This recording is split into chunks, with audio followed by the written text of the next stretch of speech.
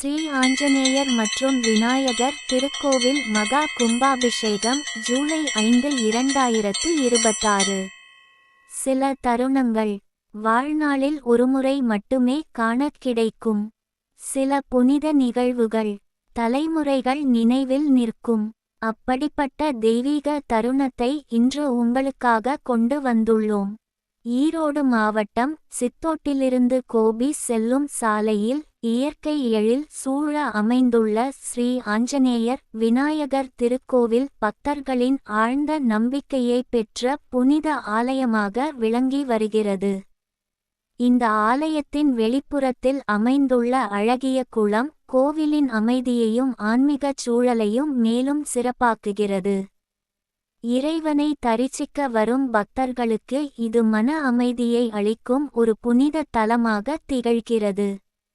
2026 ஜூலை 5 காலை 6:00 மணி முதல் 7:00 மணி வரை ஆகம விதிகளின்படி ஸ்ரீ ஆஞ்சநேயர் மற்றும் ஸ்ரீ விநாயகர் திருக்கோவிலின் மகா கும்பாபிஷேகம் சிறப்பாக நடைபெற்றது. வேத மந்திரங்கள் முழங்க யாகசாலை பூஜைகள் நிறைவடைந்து புனித கலசங்கள் ஊர்வலமாக வந்து கோபுரத்தின் மீது புனித நீர் அபிஷேகம் செய்யப்பட்ட அந்த தருணம் பக்தர்கள் அனைவரையும் ஆனந்த பரவசத்தில் ஆழ்த்தியது. திரளான பக்தர்கள் கலந்து கொண்டு இறைவனின் அருளை பெற்றனர்.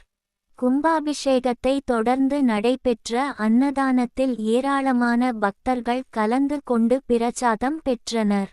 பக்தி, ஒற்றுமை, சேவை ஆகிய மூன்றும் ஒன்றாக இணைந்த புனித நாளாக இந்த விழா அமைந்தது.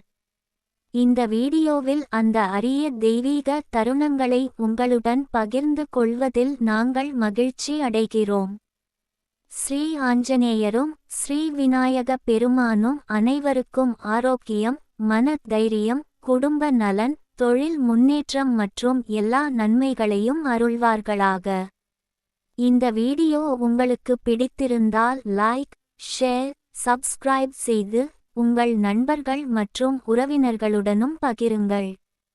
ஜெய் ஸ்ரீராம். முக்கோண கொடி. ஸ்ரீ ஆஞ்சநேயர் திருவடிகளே சரணம். கூப்பிய கைகள். பிள்ளையார் சுழி போட்டு எல்லா நன்மைகளும் பெறுவோம். ஓம்.